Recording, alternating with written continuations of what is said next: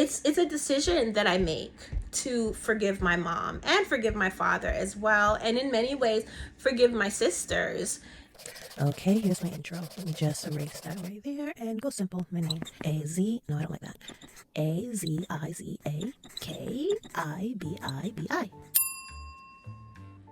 Hey, I'm Aziza Kibibi, and welcome back to my channel. So, with continuing my series of answering your questions, I'm going to do one that I think, it shouldn't take too long for me to answer. Question that I've kind of been getting since I have been public with some of the things that I have survived.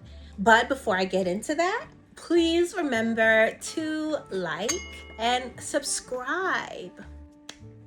Your subscription would be much appreciated because it helps me to grow, it helps my channel to grow, and also it helps to raise awareness on some very important issues. Because if you're subscribed and you watch through the video and you go down in the comments, then that just helps YouTube, push my videos more, and more people will be educated on some very important issues. Now, to the question. In a post that I created on Instagram, on my Instagram, if you are not following me, go just search Aziza Kibibi on Instagram and follow me. But there is a post where I asked my followers to ask me a question. And a couple of people want to know more about my mom and my sisters. Just briefly, my father molested, raped, and abused me for a good portion of my life, starting from 8 years old. And over the years, I had 4 children for him, 5 pregnancies, 4 living children. I didn't escape him until I was 24. I was homeschooled. I wasn't allowed to see doctors and nurses, and raised just very isolated. So after escaping him, needless to say, there was a lot to unpack.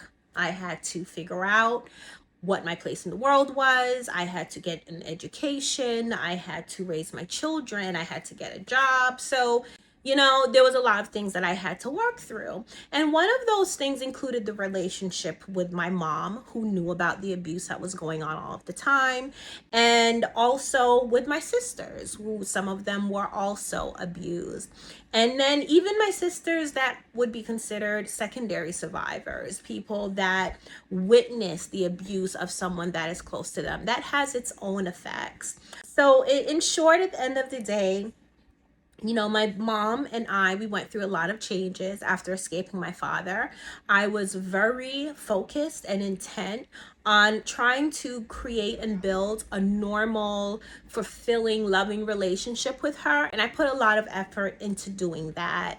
I established an open communication conduit. We did everything together. We went to church together. We went partying together. She was the first person that I spoke to when I woke up in the morning, the last person that I talked to at night.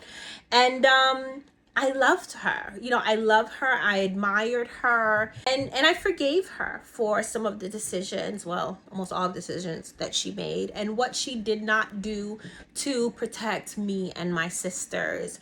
And one of the reasons why I feel that I could do that is because in educating myself, I did put myself through college. I studied women's issues. I studied psychology. And I learned a lot about what the impacts of being an abused woman are.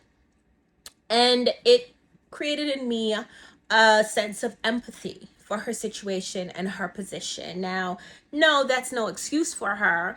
And myself as a mother would definitely have made different decisions, like by hook or by crook, I'm going to protect my children. And I did, which is essentially what ended up leading to me liberating myself from my father.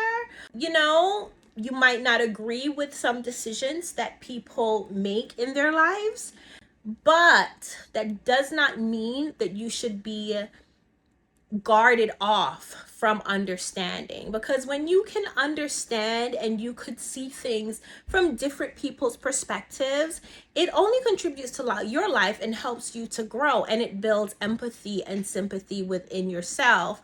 And I think that is a a medium, right? I believe that empathy and sympathy is kind of like a medium, a good medium mix or soil, what have you, to plant seeds that can grow into things beautiful and definitely help you to discover answers for some of the world's problems. So, in understanding some of the choices that my mom has made, I have the ability to take that knowledge and that understanding and the information that I have gathered from her and use it to create programs that help support other women through my nonprofit, Precious Little Ladies Incorporated. Being open to one, forgiveness, it alleviates the responsibility that I believe survivors take on when it comes to someone hurting them.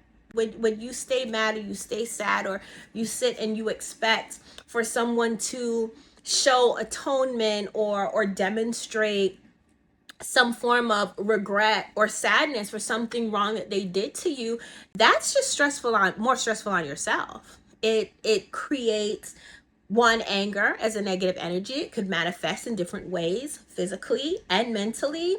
It's a decision that I make to forgive my mom and forgive my father as well, and in many ways forgive my sisters and my siblings and my brother. You know, I had to, may he rest in peace, but I had to forgive my brother as well, and I did those things, and I think that that has made my healing journey and my life's journey definitely more productive. So for all of you who are asking about my relationship with my mom and how I feel about what she did, more accurately, what she didn't do, I feel disappointed, yes. I'm very disappointed. I know I would have made different decisions. I mean, I did everything that I could to protect my siblings, and they weren't my children.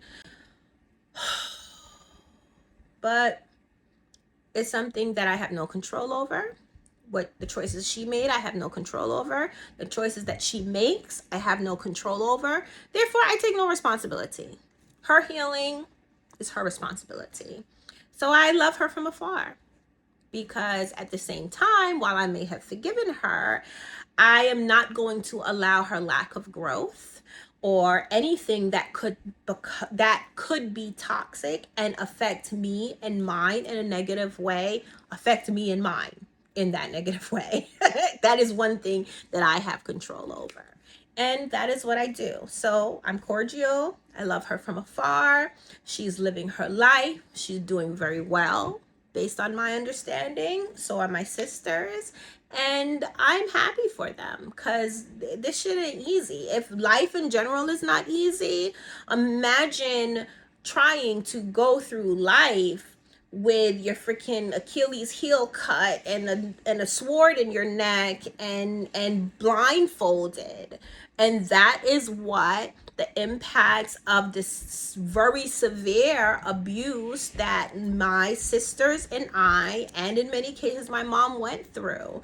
And if you don't find ways to first cope and then heal from that PTSD and the effects of that, the decisions that you make in your life are going to be very crooked, very weird, very unproductive. Let's just say that. So I think I give them grace, and they have my compassion, and I wish them well. I wish them all the best.